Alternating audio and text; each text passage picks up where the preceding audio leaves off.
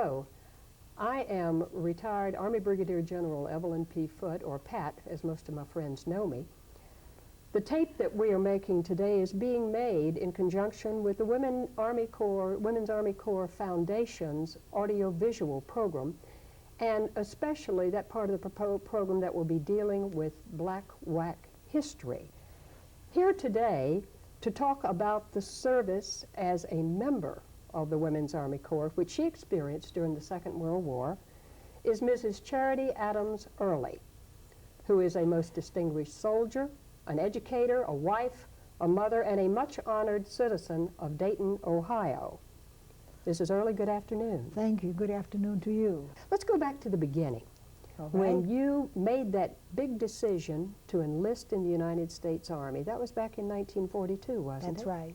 And could you tell me where you were at that time, what you were doing at that time, and what made you decide to enlist? I was living in Columbia, South Carolina, where I had grown up. I'd finished college, and I was teaching in the public schools there. And as you will know, that in 1942, this country had segregation and discrimination against minorities.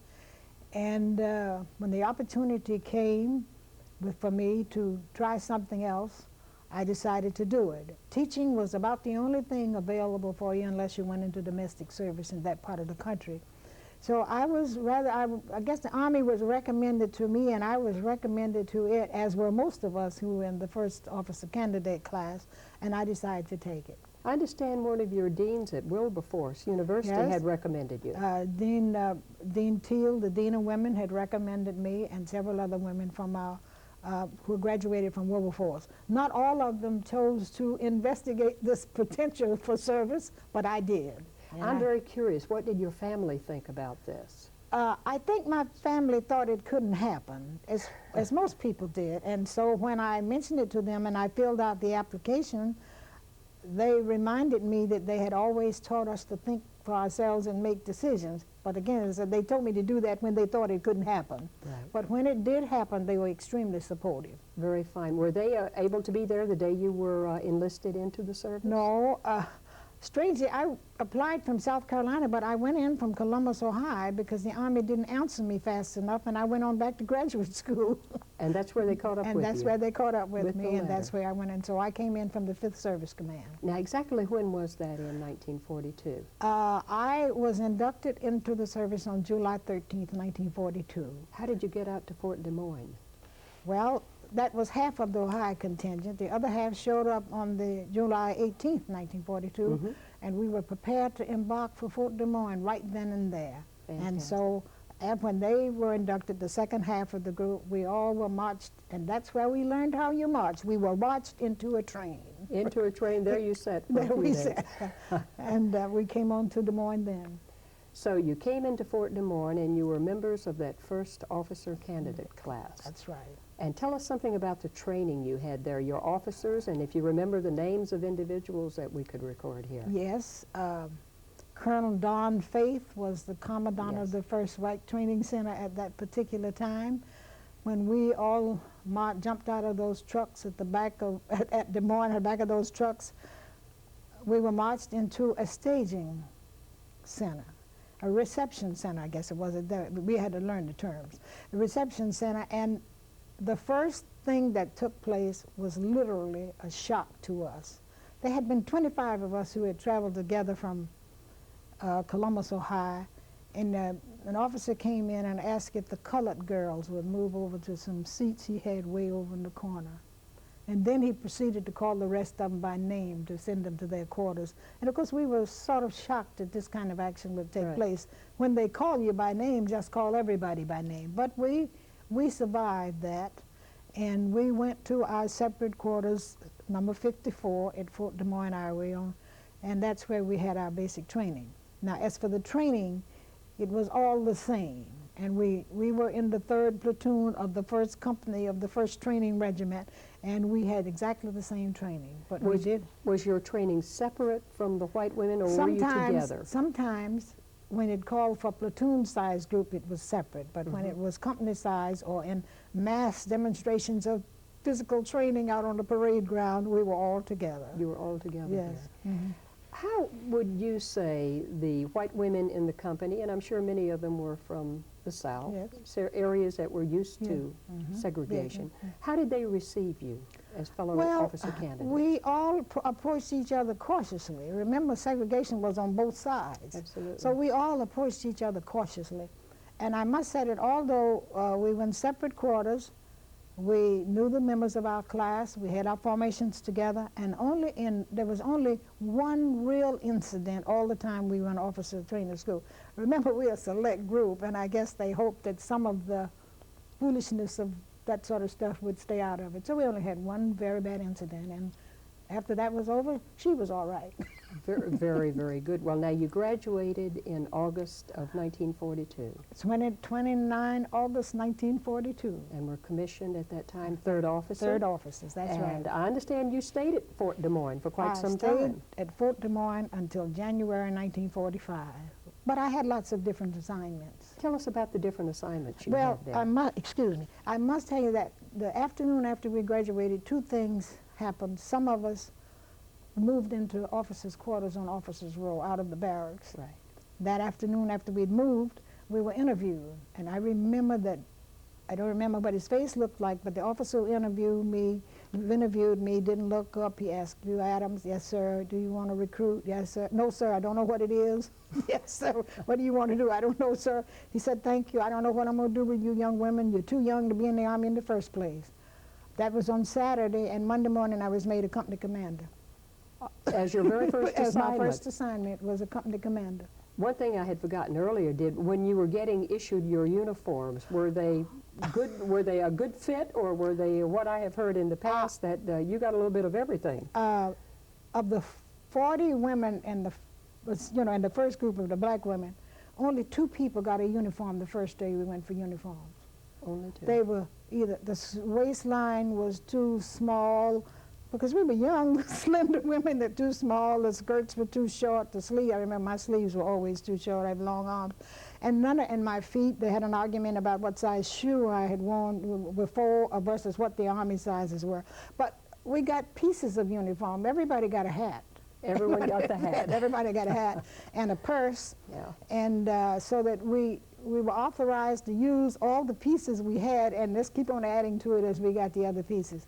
At the end of about 3 weeks, when the last shoe order came, when another new shoe order came in, we finally got everybody uniform, and we loved them. Outstanding. Now, you told me earlier, I believe, that you and one other person were the 2 who remained at Fort Des Moines initially. Who was the other one? The other one was Major Mary Lou Mulligan, who later became director of the Corps. I saw her here today. Yes. And she and I stayed. We were both in headquarters. She was Colonel McCoskey, the training center commander's assistant, and I was a head staff officer at headquarters who, as I used to put it, on any assignment Colonel Mack couldn't find what to do with, he gave it to me. So, but we traveled with him quite a bit. But you cut your teeth, so to speak, your first assignment on company command. Was a company commander. Because you had all of several weeks' experience already That's in right, training. I did. I had been company commander. And when was this exactly? this would have been September the 1st. How many days in August? September the 1st, I guess it was, that I got the assignment. We had no troops. There weren't any black troops then, but a few had come in and they'd been put in with other companies. But first we had to locate the buildings in Boomtown. If you remember, Boomtown was a new part of the post.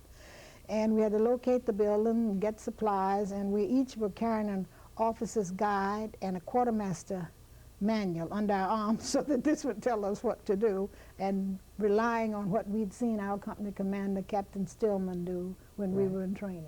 Very, very fine. How long were you a company commander? I was a company commander from that September until May of 1943, when I was moved to headquarters, and by this time I was a captain. And later on, after I became a training officer, I was promoted to major. And I was a major for a long time.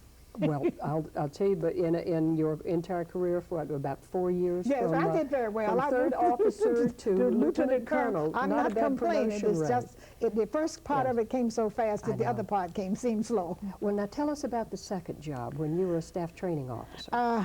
The staff training officer was responsible for the training that took place in the basic companies and officer candidate school.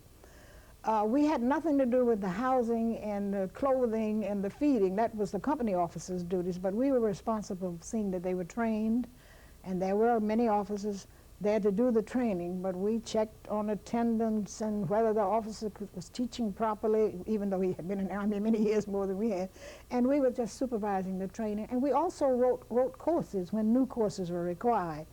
I remember one of the early courses we wrote was a course for officers training overseas, which as soon as it was finished, they decided they wouldn't do it anymore.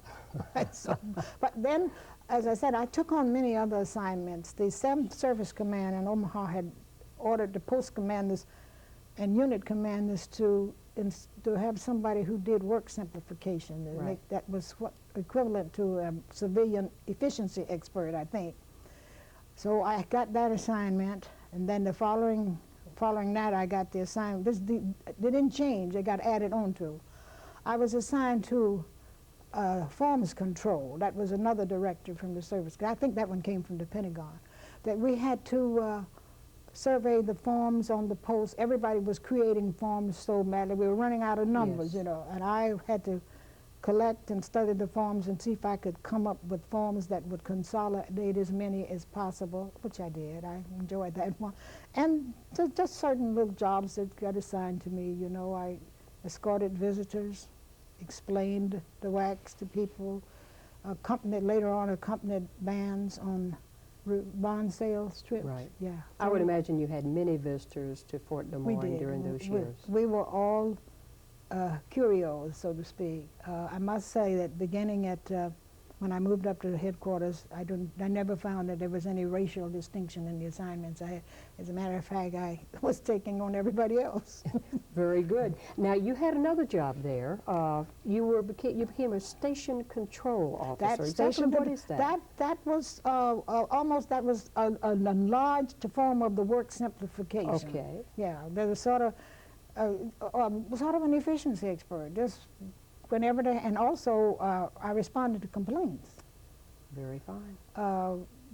Little racial combats, little misunderstandings, women who wouldn't sign their discharge because they were pregnant, any of those kinds of things. I got assigned that to go out and take care of. I was a troubleshooter. That's the civilian title. And of course, earlier in this period of time, we went from being an auxiliary corps to being the Women's Army Corps. On September the 1st, 1943, on August the 30th, I guess, we were all discharged.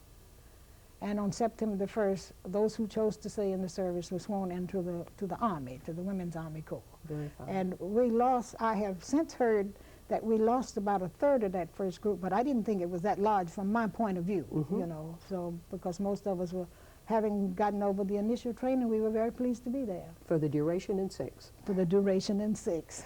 Well, I guess it was about 1945 that word began to spread that possibly you were going to go overseas. Could you tell us about this? Because this truly is so unique. Well, actually, the WAACs had been going overseas for quite some time, and as I understand it, they were afraid that if they sent black WAACs overseas, we would cause a problem. I never have found out quite what they meant by that. But eventually there was sufficient pressure from the press and so forth that they finally decided to go overseas. And that's when, as I told you, I had been put on orders to go to Command and General Staff School. I know. And I was taking blitz courses so I could be as bright as those staff officers and field officers who were at Command and General Staff School.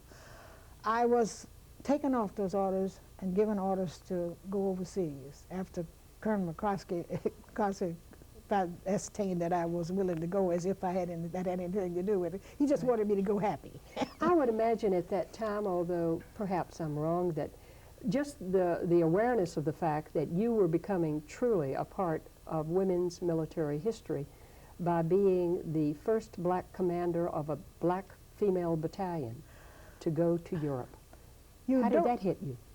Well, you don't really think history when you're doing something. No, it's not history until after you do it. So actually, I understood that several officers had wanted that assignment, but I had the most troop experience. So if you're going to send nearly 1,000 people overseas, you want somebody who has troop experience. So it was almost a case of not having much choice. And I wanted, if we went, I wanted us to do as good a job as I thought we had done at Fort Des Moines. And therefore, that's how I thought about doing the job well. Although I didn't know what the job was, and I didn't know where I was going when I left the stage, I knew that, and this is a premise that I have used in the Army and any place else, given the same opportunity and training, I'm sure I can do as well as anybody else. Absolutely. Well, you knew it was the 6888? No, not then. I didn't know what it was. You didn't know that then, no. what it was going to be? Captain Noel Campbell and I was sent over a couple of weeks ahead of the troops to get things ready for them, and it wasn't until, and they sent us to, we thought we were going to Paris. And we opened our sealed orders 1 hour after we were in flight and found that we were going to London. And we reported to the WAAC staff director there, and we found out that we were going to be in the Postal Directory Service. And we worked for a week with the Postal Service under the Adjutant General's office. We paid all the respect calls you're supposed to pay, and then we set out getting the place ready for our troops to come. And I knew I was the commanding officer because they told me I was, and also I was a senior officer, and everybody else had been told I was the officer. I kept waiting for my orders from the War Department, which incidentally didn't arrive until after I got out of the service. But on May 1st, 1945, I issued General Order 1 for 688 and declared myself as taking command. I had to have something to work with. Tremendous. The 6888 Central Postal Directory Battalion. All of that. And the women, you called it the 6888. We call it the 6888. How large a unit was it when you finally were in place? And well, we had approximately 800 enlisted women and 31 officers. That's a good-sized battalion. That's a good-sized battalion. And everywhere we went, we had certain units attached to us for further service. We went to Birmingham, England, and the second batch of troops came on April 1st. We went in February, and they came on April 1st. And then we were up to full strength. But I must tell you what happened just before the troops arrived in England. General John C.H. Lee, who was commanding general of the communications zone in the ETO, invited Noel and me to dinner. And dinner was in our honor, and it was very nice and very swanky in the George Cinq Hotel. And we're in the midst of the dinner, as you mix protocol and sociality together. But General Lee said to me, "Adams, can your troops march?" And there is only one answer when a general asks you a question. The answer is, you have never seen better marching troops in your life. And he said, "When do they arrive?" And I said, "They arrive on the 13th, on the 12th, they'll be in quarters on the 13th, and he said, I'll be down on the 15th to see them march." That was your arrival welcome? That was my arrival welcome for the troops. Well, the troops had come over on the Ile-de-France, and it had taken 11 days, and they'd been chased by submarines for several days. Right. So that with the salt water and being unaccustomed to shipboard facilities, it was a rather sad-looking lot that got off. But we were ready for them, and we marched for General Lee, and he was so pleased. He wrote my father a letter and told him I was a fine young woman, so I was very pleased. That is great. How about the reception of the other troops in the area? Now, you came into Birmingham We came initially, into Birmingham, yes. And is that where you did your coming together, your training together? And well, I had the troops in Fort Oglethorpe for training, right. Yes. But the postal training we had there, right, and the assignments. And Noel and I had pretty much decided what we would be doing here and what we would be doing in the office space and so forth. But the citizens received us quite in hand, but with a lot of curiosity. Right. The American troops received us in lots of ways. White GIs, there were no white WACs near us in Birmingham. The white GIs told tales about us. The Red Cross wanted to segregate us, and the British just wanted to visit us and see what was going on. But I refused to accept any segregated facilities that they wanted to create for them, and after that they didn't try.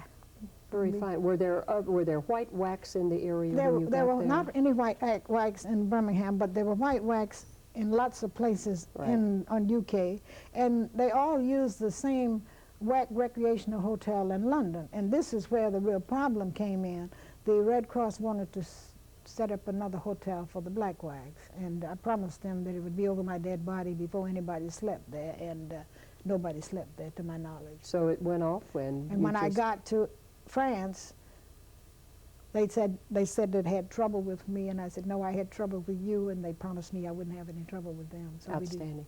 Were the French as receptive or as curious as the English? Or The French were receptive until after VE Day. If you will recall, they all wanted us to go home the day after Immediately. right after VE Day. Don't pick up your equipment, anything, just go home. And the signs on the walls in Paris, for example, that had said Kilroy was here. Many young service people don't know about that sign, I don't think, but when they said Kilroy was here, underneath was written, Yankee go home. This was within a week of VE Day. as early as that? As early as that. Amazing. So you were there for actually the birth of an organization, activating the battalion, bringing it over. That's right. And performing the very important mission of getting the mail out to the soldiers. And when we arrived, the Battle of the Bulge, which was between December the 15th, 44, and January 15th, 45, had created an enormous backlog of mail. Even all the mail which had gone to the continent for American GIs had been moved back to UK, to England, because the fighting was so severe. And at that point, they didn't know which way the fighting was going to go. Right. So our first job was to deliver the packages and the Christmas packages that had piled up, and the Christmas mail that had piled up from Christmas 1944 that was still back there, to get it out. And that was our first job. We worked 3 shifts, 8 hours a day, and we did get a commendation for delivering that mail at top speed. That's tremendous. Of course, this was the latter part of the war also, and after VE Day, with what appeared to be the most rapid demobilization possible, your unit began to lose some of its strength too, rather rapidly too, didn't it? Yes, well, they were beginning to earn the sufficient points. If you remember, they came home on point system. On the points. And many of them came home and were reassigned, and amazingly, many people have great difficulty believing that black troops, whether women or men, were there and patriotic. Many of them were very patriotic, and they were there to win the war. And when the war was over, they had done their duty and they wanted to go back home. There were even women who came from families where there were no sons. Right. And they joined the service to represent their family in the war effort. And so as these people began to earn their points, they wanted to come back home. Right.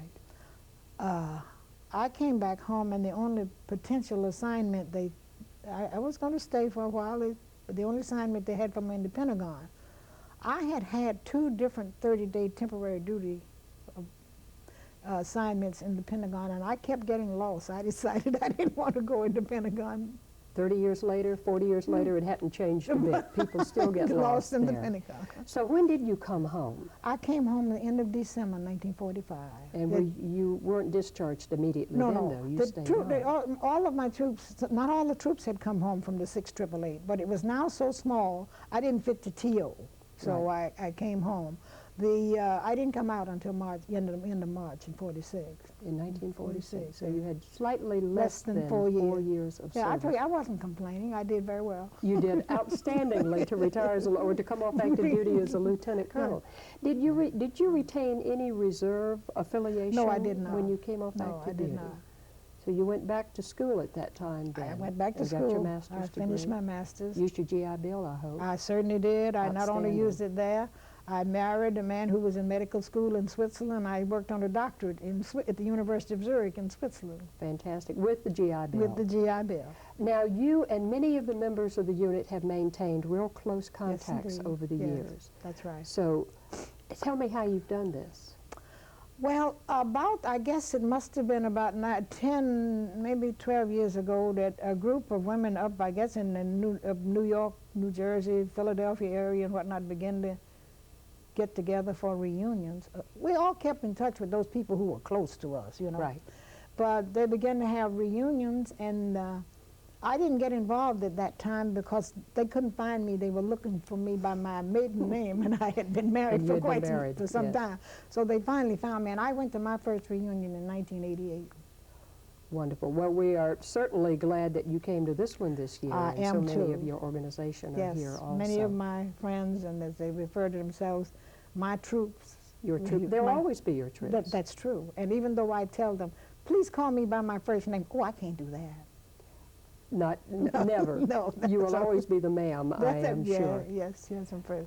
There are so many things that are very unique about your service, but none is more unique today that I should discuss than the fact that Mrs. Early is the author of an outstanding book published in 1989, One Woman's Army, which accounts for her experiences in World War II as a black soldier in the United States Army.